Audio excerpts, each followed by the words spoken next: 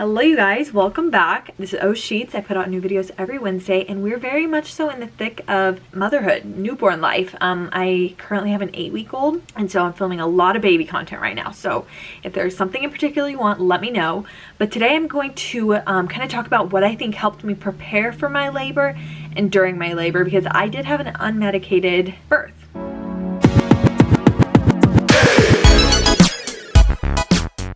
Totally unmedicated. I didn't have an epidural. I didn't even have IV pain meds. I had nothing. I asked for Tylenol while I was pushing and they didn't give that to me.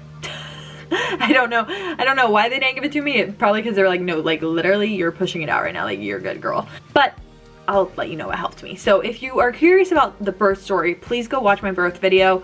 I posted that recently, so go watch that. But let's just dive right in. So what do I actually think helped me achieve my unmedicated birth? And I know some people call it natural, some people call it unmedicated, whatever you like, whatever. So what do I think actually helped? So I was doing the 6 dates a day. I think I started at 36 weeks. So I was doing 6 dates a day. I was doing the red raspberry leaf tea. I was drinking 3 cups a day starting at about 34, 35 weeks. Walking.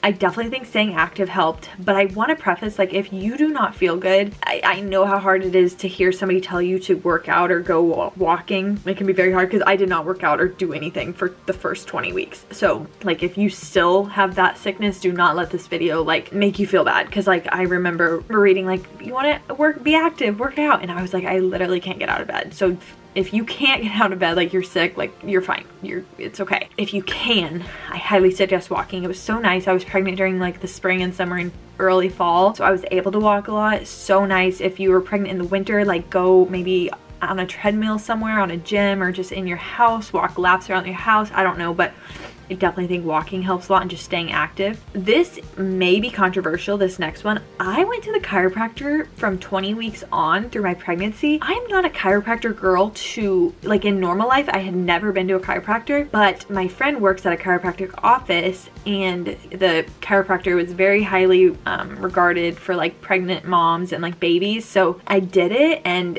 I don't know if it helped everything get in line, but for my birth, everything was really good. Like that's what I'll say. So when I arrived at the hospital, it was at a +1. Is that where it's already engaged kind of? And we had no issues with like the baby coming out. It was never stuck. So I don't know if that's the secret, but yeah, I did go to the chiropractor. I'm not telling you to go do your own research, but that's what I did and everything went smooth. So I don't know. And then the last one that I put here, this is just kind of the prep for labor.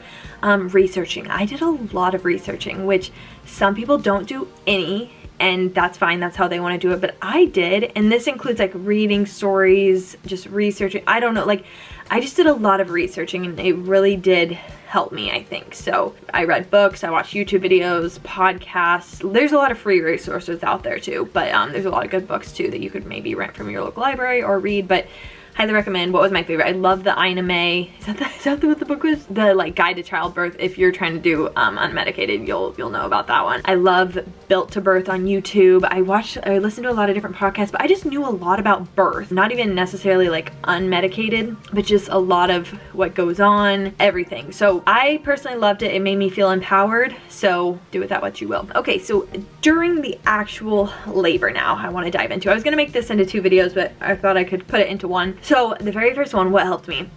I think for sure having a doula. And again, I kind of compare this to, so I also had a wedding planner for my wedding, and a wedding planner for me, I didn't find the wedding planner to be beneficial, like truly, until the day of. And that's what I would say with the doula too. Like you kind of are like, you're going through the process and you're like, is this worth it? Like, I mean, yeah, she's great or he's great, but like, but then the day of comes and it's like, oh wow, yes, thank goodness I had that. So highly recommend a doula if you can afford it. I know it is a privilege to afford it. I've heard of sometimes there's cities where there may be newer doulas that give discounted rates sometimes if they're new, but they are amazing. Mine was amazing. I mean, could I have done it without her? Yes, but like truly she was helpful. And honestly, she was probably more helpful to my husband, because my husband was great during my labor, giving me counter pressure, you know, holding my hand, giving me sips of water, but like it kind of allowed him to have a little bit of a break, because I mean, he was doing a lot of work too. Like I always laugh at the videos where the husbands are like, I'm tired or something, or they're like playing video games in the background or whatever. But truly, like, Wes did amazing, but he definitely, like, I mean, it wore him out. Like, he was like pushing on my back, you know, that's a workout too a little bit. So having the doula there just as like a second set of hands was very amazing. My mom was there as well, so I'm sure she could have kind of helped. So like, and I would say maybe in my next birth, like now that Wes knows how to do it, my mom could also help and they could interchange. But for your first birth, like, highly, highly, highly recommend a doula. So I was really pleased with my experience, but I know not everyone can have it. And I know a lot of people too are, you know, doulas are, I don't know if they're not new by any means, but I think where I'm from at least, they're not super common. And I think a lot of people think like, oh, that's what the nurses are there for. And yeah, the nurses are there to help you 100%, but they're not there to help you like the doula helps you. That's what I will say. So take that what you will. But I loved having my doula. The next thing that helped me was having a birth plan. And okay, I'll call this a birth wish list if you get offended by the word plan. I know people, I don't know why people get so like, when you tell people you have a birth plan, they're like, oh, beware, it's never gonna go according to plan. Honestly, my birth plan went exactly according to plan. But was I prepared for it not to? Of course. But it's just like anything. I compared this, I don't know why I compared it to football all along while I was pregnant, but I said, you know, when you're at practice, you have a coach and your team and you're doing a plan. You have a play that you're gonna try to go execute. Does it always go according to plan? No, but do you still practice and do it? Yes, absolutely. So that's what I looked at a birth plan for. Like, yeah, I wasn't gonna be the person that was like, absolutely no, you cannot do this if this doesn't, like, no. Like, it's just, this is how I would like it to go. If it doesn't, I trust that we have the doctors and everything, and I was in a hospital setting, that they would do what was right, you know? So, and obviously I also kind of, I knew, so the birth plan I wrote up, I also knew hospital policies too. So like, if you didn't want to get the IV, I'm pretty sure my hospital probably would not allow that, or they would make me sign some form or something if I didn't. I don't know, I actually didn't ask, but like, so I didn't put that I didn't want the IV. Like, I knew I was gonna get the IV, but I got it as a saline lock, or what's it called? I don't know what it's called, you guys. I'm not a hospital person, but I got it where it wasn't hooked up to anything, but they could hook it up if need be. So, and that's what was nice about my doula. She knew kind of the hospital policies and intertwine that into my birth plan. So it wasn't like some crazy thing, you know what I mean? Like, I worked with it. So like, I worked with the hospital policies and the birth plan to create it how I wanted it. So I don't know, do with that what you will, but I think having a little bit of a birth plan is good. And again, it's more so just an education thing. Like, when we were going over it, she was like, do you want the baby to get this shot or this medicine or whatever? And it was just kind of informative. And then if I didn't know, I could research it and learn more about it and see, you know, what the situation was. So I liked it. I felt like it was empowering. But you just have to know that plans don't always go according to plan. Duh, I don't know, I'm like, that's obvious to me. Some people may be very like strict in their ways, but just know that it's a plan and it doesn't always go perfect, you know? And this one, again, I've kind of already mentioned that, but watching and listening to positive birth stories of however kind of birth you want. There's a lot out there. There's epidural births, there's C-section births, there's induction births, unmedicated, whatever.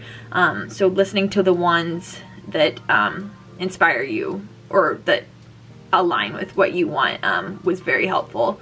So highly recommend that. And those are all on YouTube, podcasts, whatever. And then my last one, this was my one pain relief during birth, and that was a comb. I held a comb in my hand the whole time. And I didn't have a wide tooth comb. I had one of those like, kind of just like, I should get a picture of it. It's like this big and it just has a lot of fine tooth. But I held on to that thing the whole time. Do I think it was like amazing? No, but it's literally pretty cheap and easy. So I highly recommend getting a comb. And I think you'll read that on a lot of birth stories that a lot of people have combs in their hands. So highly recommend that. That's also a good thing though too, I think, to bring, like, if you don't like getting shots or stuff like that, to hold a comb, because it kind of distracts you a little bit. So that's what I had. What else? I did have a TENS machine, never whipped it out. What else did I have? I think that's really all, but the comb, I held the comb the whole time. So I saved the best for last. That's the one. So yeah, I hope that helped. I hope this video helped. Again, watch my birth story. If you guys have any questions, I love talking about this, so I can talk about it forever. So you'll probably see more videos like this. But thank you guys so much for watching, and I hope you have a great rest of your day. I apologize for the new setting. in my childhood bedroom. So thanks so much for watching. Like and subscribe, and I'll talk to you guys later. Bye.